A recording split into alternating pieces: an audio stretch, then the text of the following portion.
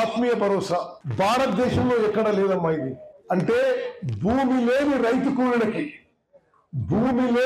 కూలీలకి ప్రభుత్వం నుంచి నేరుగా మరి అమౌంట్ ట్రాన్స్ఫర్ చేయడం.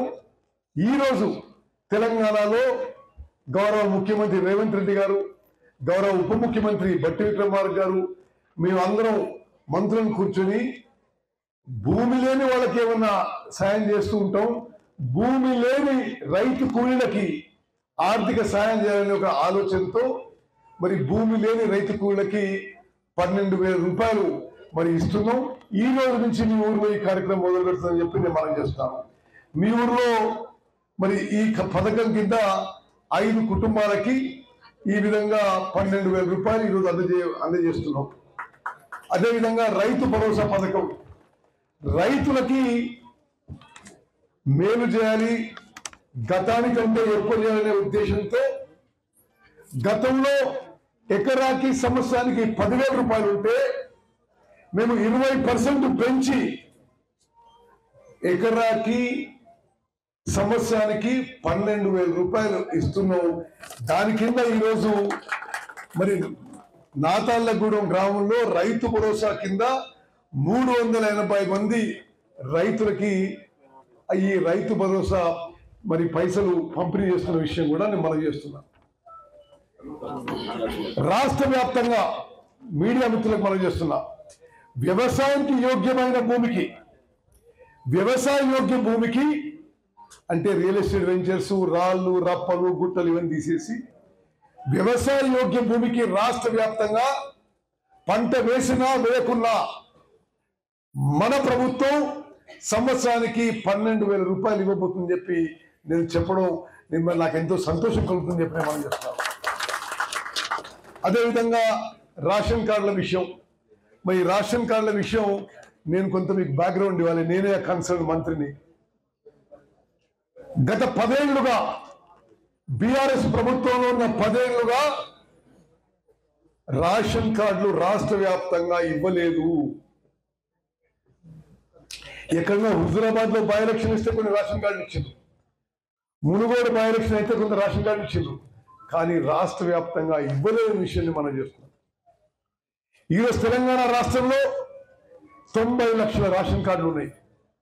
దాని ద్వారా లబ్ధి పొందే నా అక్కలు చెల్లెళ్ళు, నా అన్నలు తమ్ముళ్ళు 2,81,00,000 మంది. 10 ఏళ్ల పాటు మీకు కొత్తగా రేషన్ కార్డులు ఇవ్వడం కానీ అదనపు కుటుంబ సభ్యులని రేషన్ కార్డులో చేర్పించుకునే అవకాశం ఇవ్వలేదు కదా బీఆర్ఎస్ ప్రభుత్వం చెప్పి మనం చేస్తున్నాం. మా ప్రభుత్వం వచ్చిన తర్వాత గౌరవ ముఖ్యమంత్రి రేవంత్ రెడ్డి గారు, గౌరవ ఉప ముఖ్యమంత్రి బట్టి విక్రమార్క గారు, మంత్రులందరూ కూడా నిర్ణయం తీసుకొని రాష్ట్రంలో అర్హత ఉండే ప్రతి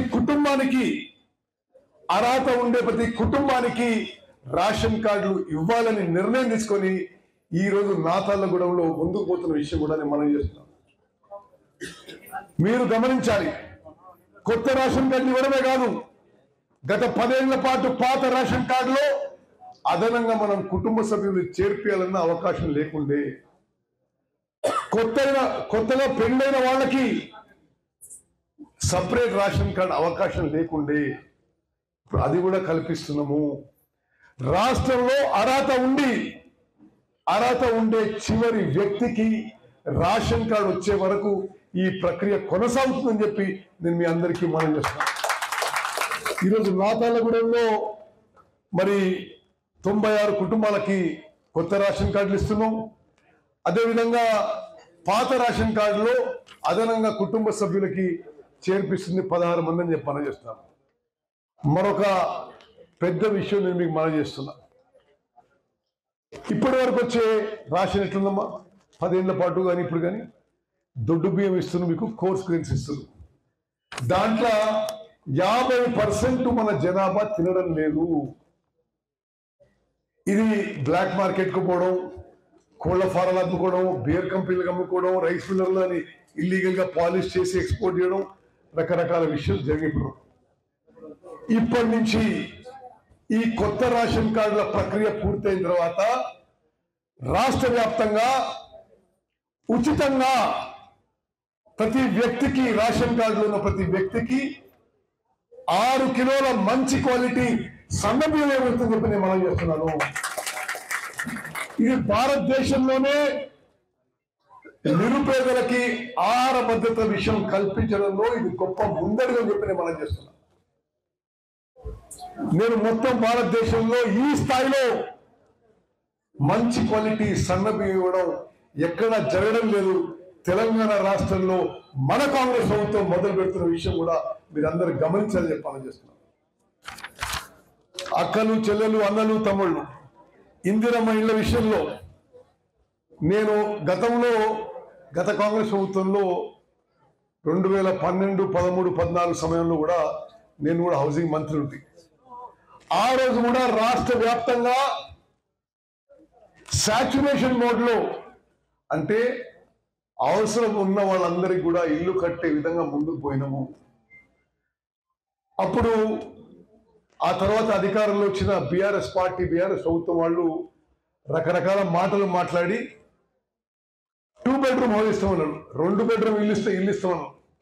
మరి 10 ఏళ్ల పాటు ఎన్ని 2 బెడ్రూమ్లు ఇచ్చిండ్రో ఎవరో అందరికి తెలిసిన విషయం. తిరిగి కాంగ్రెస్ ప్రభుత్వం అధికారంలోకి వచ్చింది. మేము తప్పనిసరిగా అర్హత ఉండే వాళ్ళందరికీ కూడా ఇల్లు ఇచ్చే ప్రక్రియలో ముందుకు పోతున్న విషయం మనం చేస్తూ, ఇంటి స్థలం ఉండి ఇల్లు లేని వాళ్ళకి 5 లక్షల రూపాయలు ఇవ్వబోతున్నాము ఇల్లు కట్టుకోవడానికి. ఈరోజు నాతాలగూడెం గ్రామంలో మరి 98 మందికి 5 లక్షల రూపాయలు చొప్పున ఇల్లు కట్టుకోవడానికి మరి పంపిణీ చేయడం జరుగుతుంది. అక్కలు, చెల్లెళ్ళు, అన్నలు, తమ్ముళ్ళు, మీరు గమనించాలి. ఆకస్మికంగా ఈ గ్రామం రావడం జరుగుతుంది. ఈరోజు పొద్దున నిర్ణయం తీసుకొని వచ్చిన మిత్రులారా, మీ అందరికీ ఒక విషయం చెప్పాలి. ఈరోజు తెలంగాణ రాష్ట్రంలో ఎన్నికైన ప్రజాప్రతినిధుల్లో బహుశా ఎక్కువసార్లు గెలిచింది నేనే. వరుసగా అంటే ఎందుకు చెప్తున్నంటే అనుభవం 6 సార్లు ఎమ్మెల్యేగా, ఒకసారి ఎంపీగా, 7 సార్లు వరుసగా ఎన్నికలు గెలిచి, అదే నాకు గొప్పతనం చెప్పుకోవడం లేదు. గెలిచి ఉన్న అనుభవంతో ఏం చెప్తున్నానంటే, నాకు తెలిసి స్వతంత్ర భారతదేశంలో ఏ రాష్ట్రంలో ఏనాడు కూడా నిరుపేదలకి, దళితులకి, గిరిజనులకి, బీసీలకి, మైనారిటీలకి, మహిళలకి, రైతులకి, రైతు కూలీలకి, విద్యార్థులకి, నిరుద్యోగులకి ఈరోజు మన కాంగ్రెస్ ప్రభుత్వం చేసినంత సంక్షేమ పథకాలు మీ జీవితాల్లో వెలుగులు నింపడానికి మరి అనేక రకాలుగా మా ప్రభుత్వం ముందుకు వస్తున్న విషయం మీ అందరికీ ఒకసారి గుర్తు చేస్తూ, మీరందరూ మమ్మల్ని ఆశీర్వదించాలని చెప్పి మనస్ఫూర్తిగా మనం కోరుకుంటున్నాం. Please subscribe Telugu politics.